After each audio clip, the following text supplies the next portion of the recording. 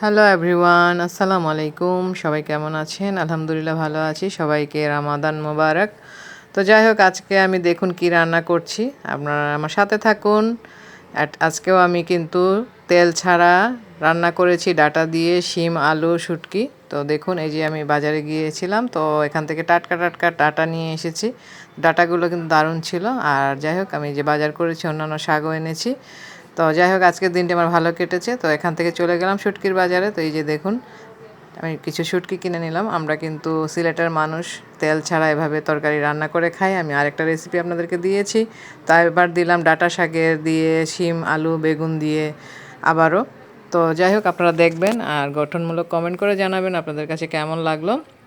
তো বাসায় এসে আমি দেখুন সবজিগুলো কেটে নিয়েছি। এখানে নিয়েছি যে ডাটা, আর নিয়েছি ডাটা শাক, তারপরে নিয়েছি বেগুন, আলু আর শিম, আর হালকা দু একটা টমেটো।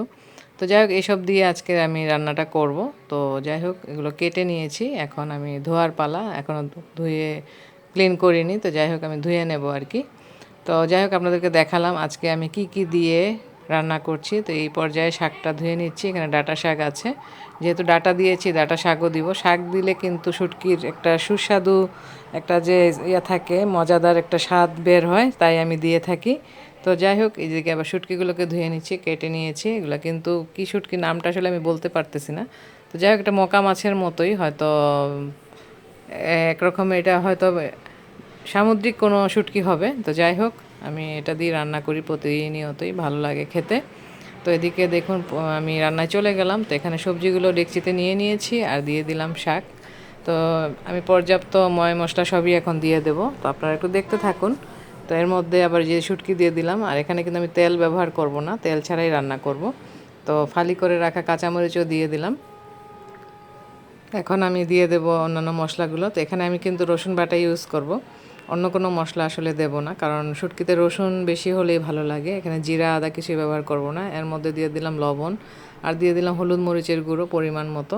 এখন চুলোয় বসিয়ে দিয়েছি, তবে এখানে আমি হালকা একটু পানি দিয়েছি, যেটা আসলে স্কিপ হয়ে গেছে। আপনারা চাইলে আধা কাপের মতো পানি দিতে পারেন, না হলে লেগে যাওয়ার ভয় থাকবে। তো দেখুন, 5 থেকে 6 মিনিট পর ফিরে আসলাম, আর এমন হয়েছে।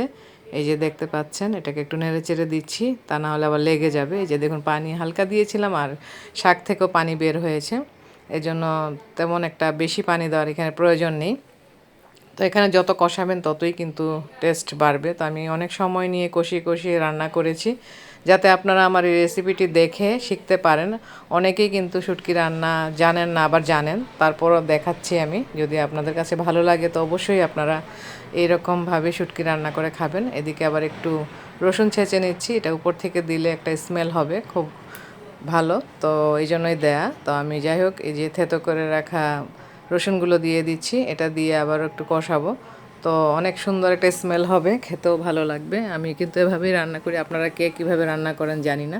তবে তেল দিয়েও শুটকি দিয়ে এভাবে রান্না করে খাওয়া যায়, তবে আমরা তেলটা স্কিপ করে দিই। তেলটা স্কিপ করলে কি হয়, শুটকির যে একটা সুঘ্রাণ সেটা থাকে আর কি। তো আমরা শুটকি প্রিয় মানুষ সিলেটের, আমাদের প্রসিদ্ধ খাবার, প্রতিদিনই আমাদের একটা শুটকি তরকারি থাকতেই হবে এমন আর কি। তবে যাই হোক, এই পর্যায়ে আমি আবারও টমেটো দিয়ে দিচ্ছি। তো টমেটো দিলে কালারফুলও হবে, খেতেও ভালো লাগবে। তো আমি আসলে শুটকি তরকারির মধ্যেও টমেটো ব্যবহার করি। আসলে অনেক সুস্বাদু হয়েছে, আমরা যেহেতু খেয়েও ফেলেছি রাতের খাবার। রোজা রমজানের দিন শুটকিটা খেলে কিন্তু ভালোই লাগে। তো অলমোস্ট দেখুন আমার কষানো হয়ে গেছে। আমি এখন পানি দিয়ে দিলাম পরিমাণ মতো। এই যে এখানে এটা যেহেতু হালকা পানি থাকবে, তাই আমি পানিটা কম দিয়েছি, এখানে 2 কাপ পরিমাণ পানি দিলাম। তো এখানে 5 মিনিট রান্না করলেই আমি ধনেপাতা আর ফালি করে রাখা মরিচ আবারও দিয়ে দেবো। তো আমার রান্না রেডি হয়ে যাবে। তো ঢাকনা দিয়ে ঢেকে রান্না করলাম। তো আবার চলে আসলাম 5 থেকে 7 মিনিট পর। দেখুন, তরকারিটা অলমোস্ট হয়েই গেছে। এখন আমি এখানে দিয়ে দিচ্ছি ধনেপাতা কুচি, কারণ ধনেপাতা দিলে এটার সেন্টটা আরও ভালো হবে। আর দিয়ে দেবো ফালি করে রাখা কাঁচামরিচ, আগেও বলেছি। তো যাই হোক, আমি কিন্তু আপনাদেরকে প্রথম থেকে শেষ পর্যন্ত দেখানোর চেষ্টা করেছি। তো আমার রেসিপিটি আপনাদের কাছে কেমন লাগলো অবশ্যই আপনারা কমেন্ট করে জানাবেন। ভালো লেগে থাকলে আমার পেজে ফলো দিয়ে পাশে থাকার চেষ্টা করবেন, আর ভিডিওটি না টেনে দেখার চেষ্টা করবেন, অনুরোধ করছি সবাইকে। তো আজকে বিদায় নিয়ে নিচ্ছি, সবাই ভালো থাকবেন। আবার দেখা হবে অন্য কোনো ব্লগ ভিডিওতে। আল্লাহ হাফেজ।